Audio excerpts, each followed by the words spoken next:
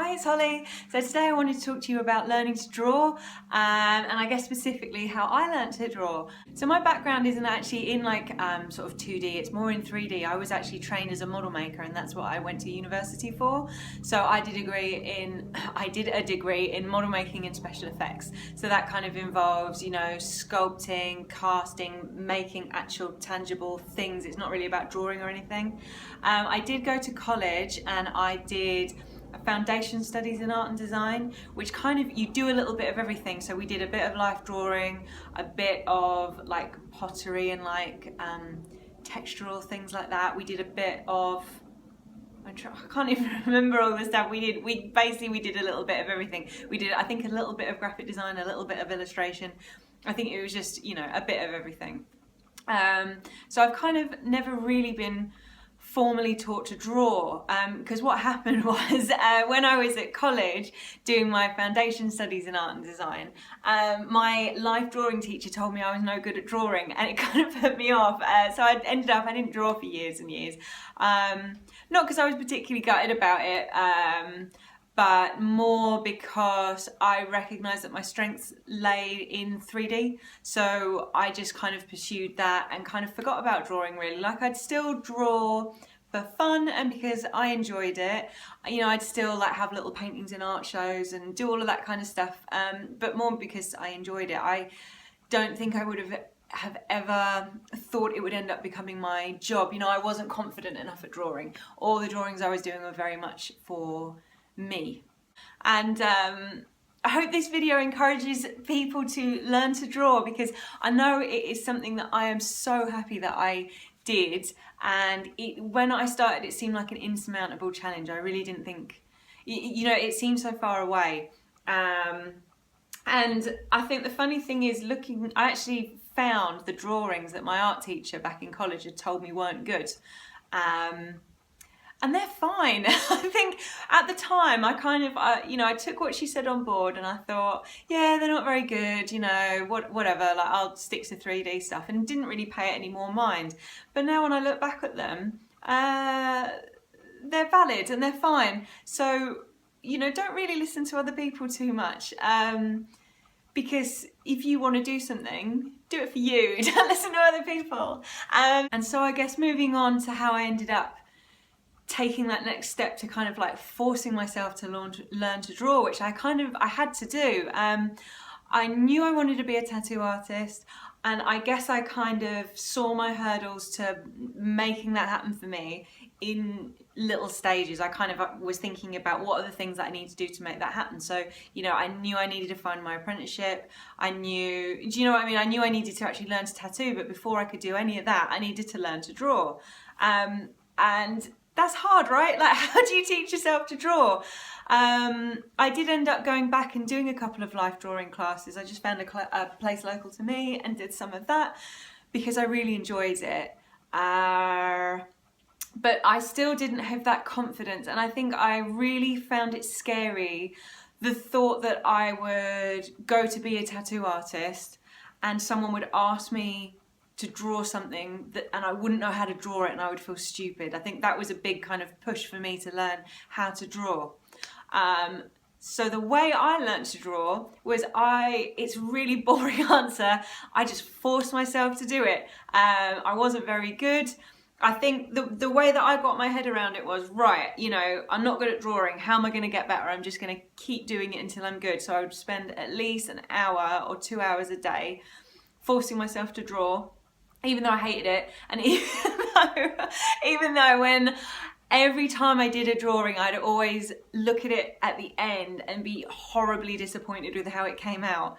And I think that was kind of my biggest hurdle in learning to draw before that, because I would get excited about an idea, go to draw it, be disappointed with how it came out, and then just be like, ugh, fuck this, you know. And I think I had to kind of get myself out of that mentality.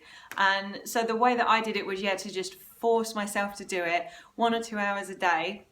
And I was just like, no one ever needs to see these drawings. They're just going to exist in a sketchbook and no one's ever going to see them. So do you know what I mean? Try and take that embarrassment factor away. Because I think that was a kind of thing that I found my drawings like embarrassing or like childlike. Do you know what I mean? It's hard to describe it. It's like they just weren't as good as what I knew I could do in my head. It's like I couldn't get it out. So yeah, that's kind of, it's a boring answer, but that's what worked for me. Is I just was dogged. I did an hour or two a day, practicing. I would get my friends to set me tasks, because kind of if I'm left to my own devices, I want to draw stuff like animals and like lady faces and things like that. So my friends would set me tasks, so they would set me things to draw, because that kind of, I figured that would force me to draw things that I didn't want to draw, and force me to draw in a way that I wasn't comfortable with. And I didn't know what I was doing. And again, it made me do a lot of really shit drawings, but you can't get better unless you make mistakes, and every time you do one, you have to look at it and think, how can I improve that next time? What can I do? What can I do to make it better? And yeah, I probably did that for a year, in the build up to knowing that I wanted to sort of quit the job that I was doing before and become a tattoo artist. So yeah, it was a year of doing really shit drawings that no one ever saw, because I did keep them though. So yeah, I guess if I could give like a little checklist of things to do if you want to learn to draw, I would say draw every day. Just keep drawing every day. Draw every opportunity that you get, and don't get too bogged down in the thing that you produce at the end not being good. You just need to keep at it. When I started, I remember it was a real big thing that I couldn't draw a rose, and I was so embarrassed, because you can't be a tattoo artist that can't draw a rose. That's completely stupid, right? So I would just draw and keep going. And like, they look like cabbages, they look like screwed up tissues, they look like, do you know what I mean? Like, it took me a long time to get there. But then, slowly, I did kind of start, it was something about the structure for me. I couldn't understand them. And, slowly I'm starting to, I started to understand them. And now I've kind of ended up with like, I don't know, 4 or 5 different ways of drawing a rose. So I kind of have choices when somebody comes. I can like do it in a few different ways, but yeah, it certainly didn't come easy to me. So I would say you need to keep at it, be dogged. And something that really helped me was I kept all my drawings in a sketchbook, and that allows you to look back on your progression. So when you start the sketchbook, you will be amazed by the time you get to the end how much better you are. And I think that's a really important part of learning to draw, is kind of giving yourself that pat on the head, recognizing that you have done better, even though it might not be perfect, but to kind of recognize every step of the way that you are doing better, because you won't feel like you're doing it any better. You won't feel like your drawings are improving. And I think it's good to have that kind of visual reminder to look back on and to see a marked like improvement, week to week and day to day.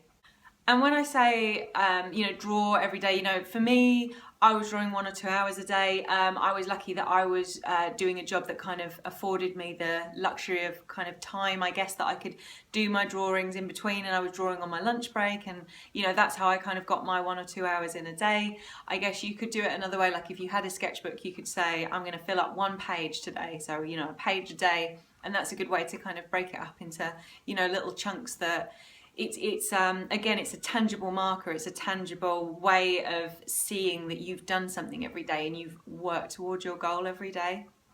And another thing that I did when I was learning to draw was I kind of took inspiration from some of my favourite artists. Obviously on Instagram and Tumblr, you can follow all your favourite artists and see what they're up to.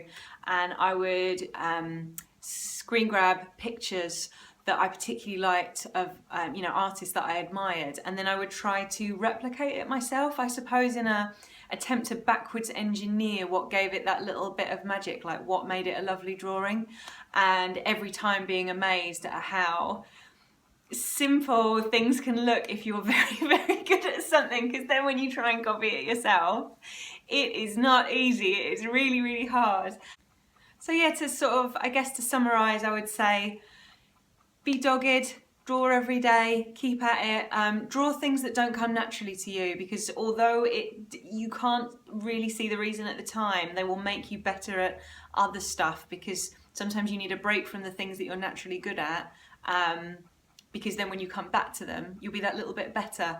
You know, track your progress, keep looking back, keep giving yourself a little pat on the head every time you do something really well, and be proud of yourself. And just kind of accept that it's going to take time, you're not going to get good overnight, and that there isn't really a secret answer. There isn't a magic pencil that you can use, there isn't a special pen that you can use. You know, you need to try all the pens and try all the pencils and try all these different ways of doing stuff, because what works for one person won't work for you. You know, someone might use a specific setup of these 3 pencils that are great for them and might not work for you. You might, you know, you need to kind of find your own way. So yeah, I hope this video encourages you to learn to draw. I have a bunch of sort of drawing tutorials. I'll post a link below so that you can see them, and hope they're interesting to you. I kind of go through how I draw stuff, and I guess you can follow along and see the techniques that I use and everything. So I guess that's it from me. Thanks for watching. I will post a link to my Instagram, and, you know, follow me on Facebook, all of that kind of stuff. I will post some links below, and I will see you next time. Bye.